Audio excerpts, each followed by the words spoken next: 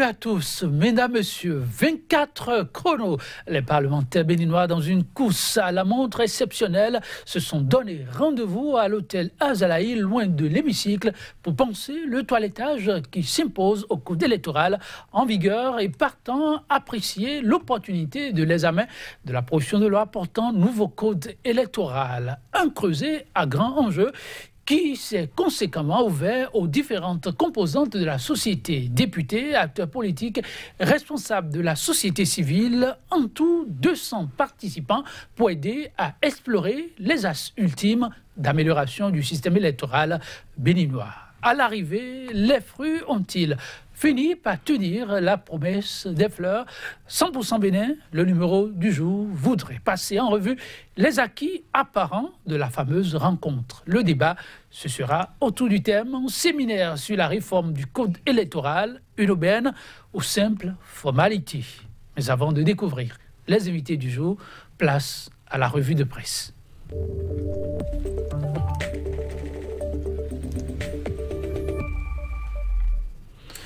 Avec moi pour l'instant, revue de presse pour le compte de cette semaine, Kodovi à Métonou. Et ce sera donc 5 jours sur 5, du lundi au vendredi. Kodovi à Métonou, bonjour.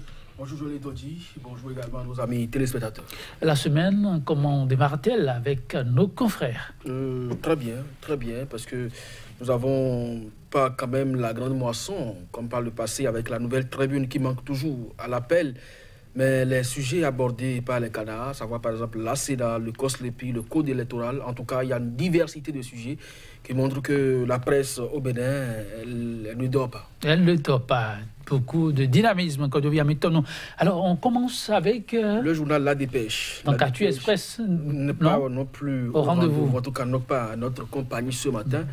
Espérons quand même que tout ce beau monde revienne afin que la une soit servie aux téléspectateurs comme ils en ont déjà l'habitude. La Dépêche donc, oui. Qui affiche donc en grand titre « Système électoral et sécurisation efficiente des votes ».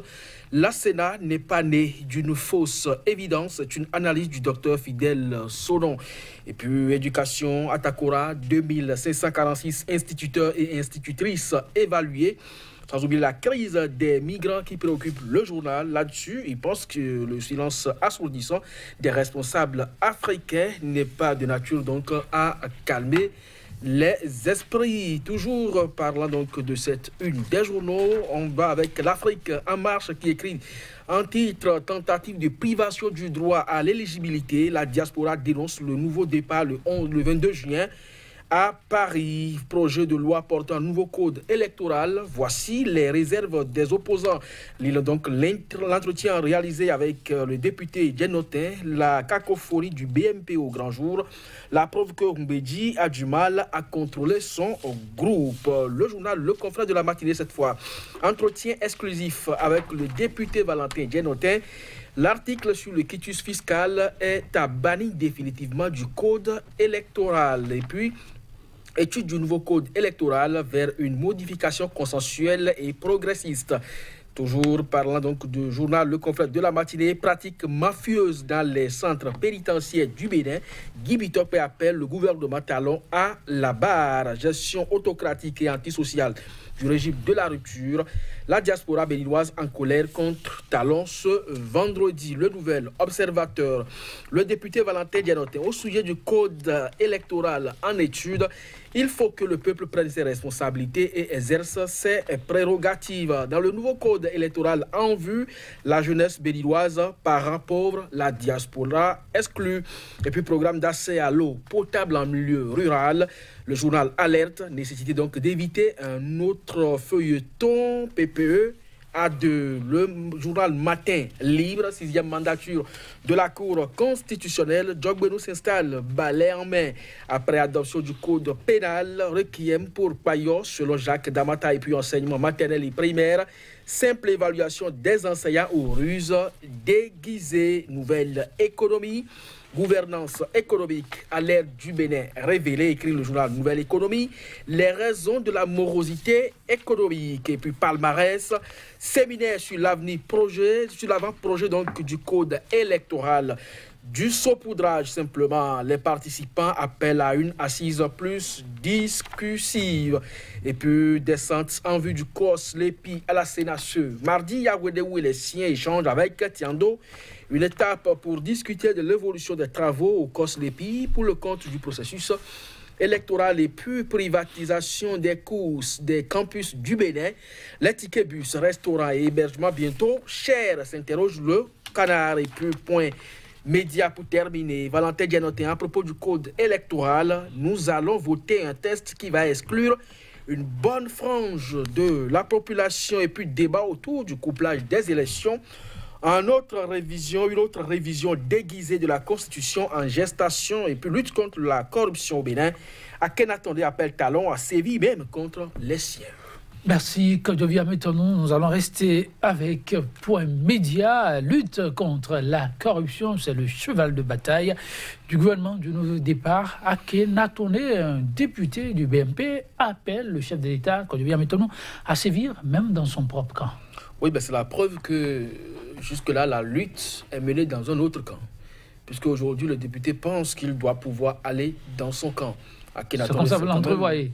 Mais pourquoi il va l'inviter à descendre dans son camp si en tout temps cela se faisait déjà? De toutes les façons, les propos quand même sont évocateurs et témoignent donc de ce que la lutte contre la corruption sous le nouveau départ jusqu'à l'heure où nous parlons n'est pas encore impartiale. Cela voudra simplement dire que ce n'est pas tombé. Ces propos-là ne sont forcément pas tombés dans les oreilles du sourd et le chef de l'État doit pouvoir donc répondre à cet appel vibrant de l'honorable Akhenatonde, puisque qu'on le veuille ou non, la corruption a plombé le développement du pays dans tous les secteurs d'activité. Et si aujourd'hui on peut mettre donc, avec un régime en place, mener véritablement cette lutte, c'est pour le bonheur de tout le peuple. Et là-dessus, je ne crois pas que l'on puisse laisser les uns pour les autres, alors que c'est une lutte et qui doit quand même participer aussi du bilan du chef de l'État. On doit pouvoir dire que moi, sous le quinquennat de Patrice Talon, on a lutté véritablement contre la corruption. Mais si on continue pas à noter des actes de prévarication, des actes de mauvaise gestion, et que les auteurs ne continuent pas à circuler librement, comme si de rien n'était, alors que dans le même pays, il y a une lutte qui se mène contre les fossoyeurs. Je crois que ça pose problème. Et cet appel vient à propos. En tout cas, ça reste une préoccupation qui intéresse, oui, plus d'un quand on vient maintenant au matin libre. Après ça, avec sa 6e mandature de la Cour constitutionnelle, Djogbenou s'installe, mais balai en main.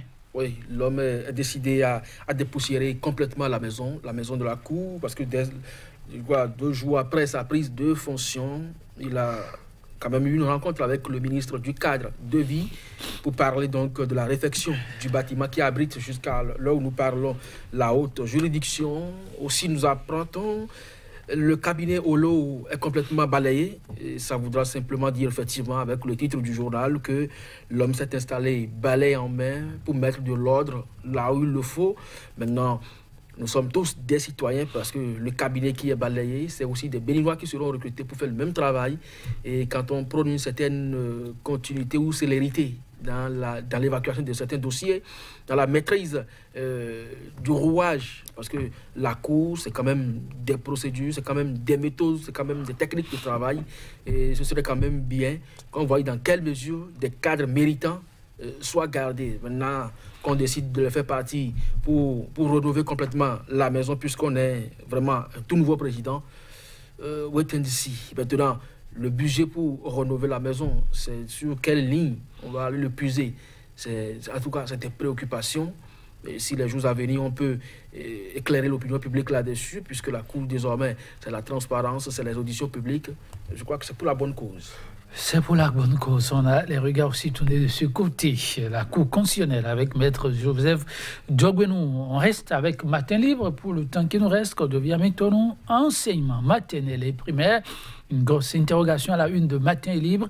Simple évaluation des enseignants ou ruse déguisée.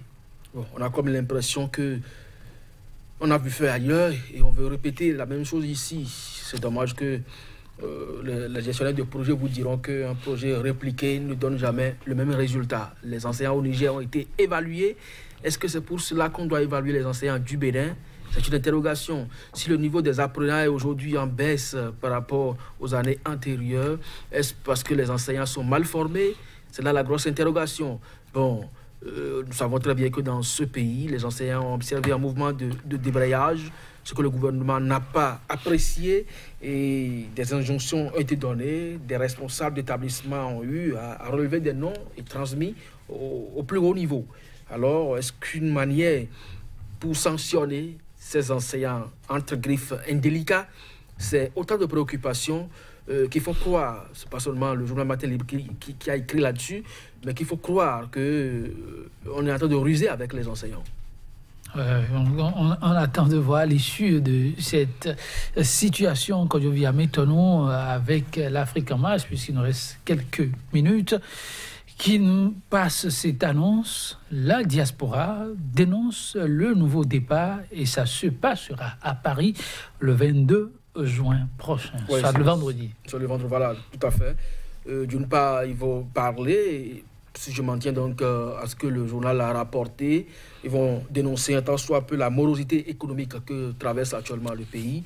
Mais d'aucuns pensent qu'ils sont beaucoup plus interpellés par le nouveau code actuellement en étude, et qui a fait d'ailleurs objet de votre introduction tout à l'heure, ce code qui, selon Valentin, a généré au niveau du journal Point Média ici, nous allons voter un test qui va exclure une bonne frange de la population. Donc on a l'impression que d'une part, la jeunesse est parent pauvre, et d'autre part, la diaspora sera exclue. La question de la résidence continue sur le territoire national pour postuler à un quelconque poste au niveau donc de la hiérarchie politique. Je crois que c'est ça qui préoccupe aujourd'hui la diaspora. Oui, c'est une bonne guerre. De toutes les façons, pour ce qui me concerne, il ne faut pas que la diaspora attende que le sujet soit vraiment d'intérêt pour elle avant de commencer par réagir. Au pays, quand ça ne va pas, vous pouvez quand même monter au créneau pour dénoncer. Il ne faut pas attendre qu'on soit à quelques heures de vote d'une loi qui vous crée des soucis pour commencer par tempêter. Merci, Kodjoviah Métonou. Merci à vous. L'édition du jour relativement à la revue des titres, ce serait tout pour aujourd'hui. On se retrouve demain pour d'autres faits à développer et à découvrir. À très vite.